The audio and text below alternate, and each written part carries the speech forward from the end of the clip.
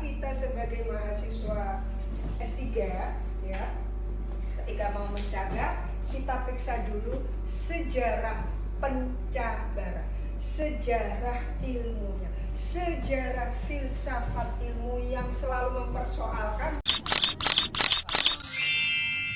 Hari ini kesempatan yang bagus buat kita semua untuk membicarakan satu topik yang sangat penting dalam menyusun disertasi, karena salah satu output dari Bapak Ibu semua adalah untuk mencabar teori. Selain yang berikutnya adalah memberi kontribusi. Ini pertanyaan normatif ketika ujian tertutup dan ujian terbuka. Apa kontribusi promovenda atau promovendus gitu kan? Nah, Anda grogi itu ya, kontribusi. Saya tulis nomor 2, kontribusi. Kontribusi sebelum Bapak Ibu memperoleh gelar doktor. Maka di sini didahului oleh suatu kerja-kerja ilmiah yang namanya adalah mencabar. Kalau sudah mencabar berarti sudah bisa memberikan kontribusi pengetahuan. Kita kontribusinya akademis, yaitu memberi pengetahuan baru. Pengetahuan baru itu hasil apa? Sebenarnya hanya penamaan terhadap fenomena sosial. Penamaan ini nggak semua orang bisa. Kadang-kadang penamaannya itu terlalu tinggi, terlalu abstrak, terlalu besar, sehingga penamaannya itu tidak bisa membunyikan fakta. Penamaannya gagal membunyikan apa yang empiris. Penamaannya gagal menjelaskan realitas.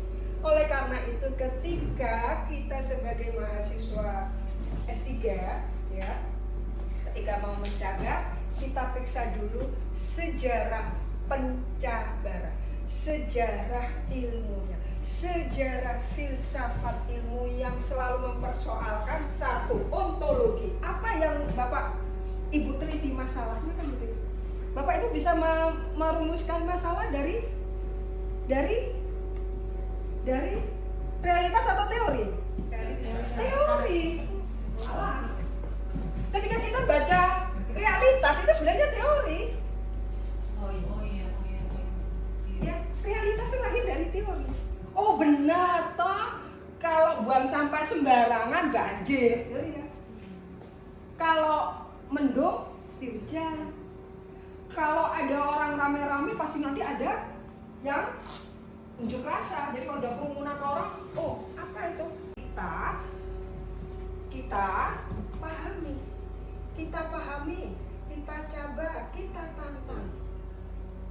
Bukankah teori ada realitas itu teori, Bu? Artinya Ya. kan berarti kalau kita lihat ontologisnya kembali, Ya. berarti berarti Ya. kan sebetulnya itu realitasnya. Realitas.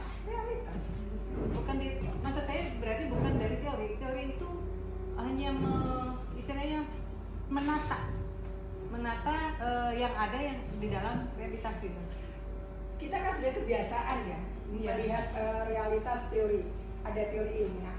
Kan riset juga riset kita riset berarti ilmiah karena ada serangkaian metode penelitian atau metodologi. Ini yang menjadi problem. Iya, realitas. Kalau saya pakai hukum gravitasi, saya mau cerita filsafat ini sedikit. Kenapa kita perlu mencatat gravitasi? Newton, ya kan? Lalu kita cari lagi si teori relativitas. Einstein, ngapain sih Einstein ribut-ribut nyusun teori relativitas dan sebagainya. Lalu ini terus sampai sekarang ini, karena mereka tahu hukum-hukum alam. Ya, hukum-hukum alam ini kemudian sudah baku, yang namanya sudah hukum alam. Yang dalam pemahamannya orang-orang ilmu alam, ilmu eksakta, bahwa hukum alam itu karena ada keteraturan. Yang kita adopsi, kita pakai, kita gunakan, kita pinjam. Melalui apa? Karena mereka bilang, ini harus dihitung. Kuantitatif sumbernya adalah empirisme.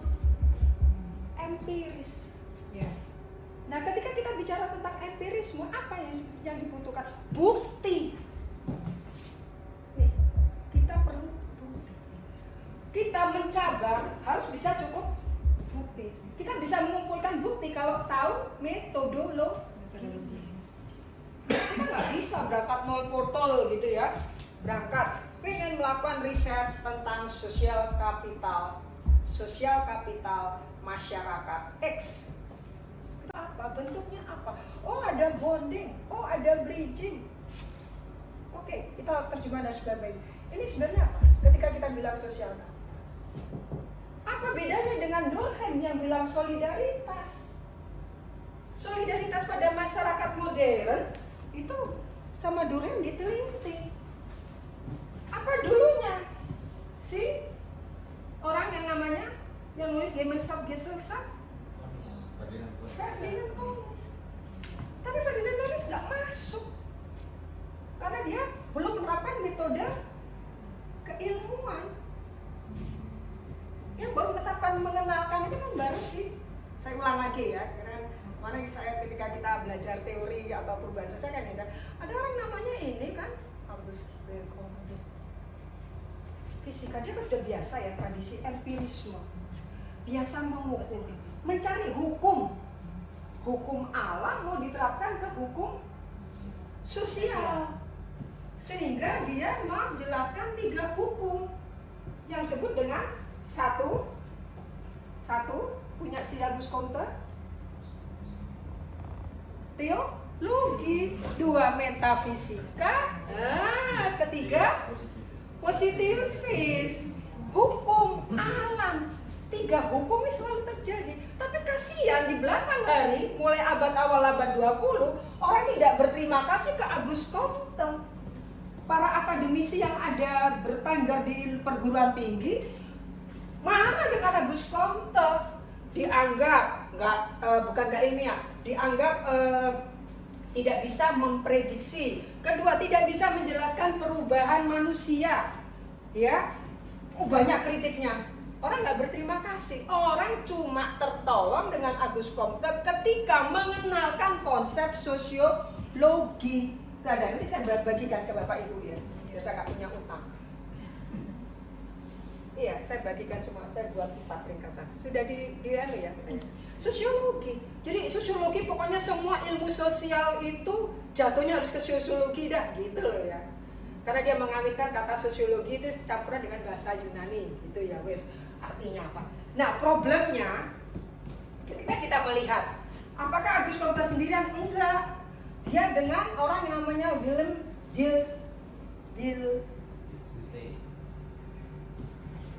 plus siapa? Weber.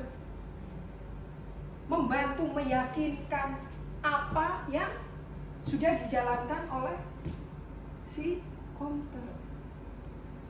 Jadi kita kan ikut-ikutan, positivistik. Masa yang ilmiah adalah yang positif, gitu loh. Dan kita harus mengadopsi cara berpikir ilmu alam. Sedangkan ilmu alam sendiri itu bertengkar satu sama lain dan teorinya terus berkembang. Itu di ilmu alam. Di kita, ketika kita dikenalkan oleh si Auguste Comte yang mengenalkan konsep positivistik ya dengan hukum alam, ya 3 hukum itu. Kedua, dia mengenalkan istilah positivistik dan dia mengenalkan juga sosiologi. Dia tidak beri nama ilmu sosial tapi sosiologi. Jadi masyarakat yang terus berubah. Jadi dia menjelaskan perubahan itu ya di sosiologi. Ya. Nah, karena itu orang ilmu-ilmu yang lain tidak sependirian dengan Auguste Comte. Nah, jadi problem karena kita belajar untuk mencabar di sini sejarah ilmu alam dari filsafat kita masuk ke di sini ada fisika, ada matematika, ada biologi. Orang-orang yang ada di ilmu sosial ini bekerjanya mengikuti ini awalnya. Ini ditandai dengan satu metodologi yang namanya positivis. Itu clear dulu. Positivistik. Praktek metodologi kuantitatif. Risetnya kuantitatif. Kalau kuantitatif, ini ya yang perlu disampaikan dan Bapak Ibu pahami. Kalau kuantitatif berarti kita bisa menjelaskan dan prediksi. Kalau kualitatif tidak bisa untuk memprediksi. Nah problemnya kalau kita mencabar itu apakah bisa dengan kualitatif? Itu jadi problem bagi saya. Dari nenek moyang pengetahuan, kalau mau mencabar kualitatif nggak bisa, karena dia memahami masyarakat, tidak bisa untuk memprediksi.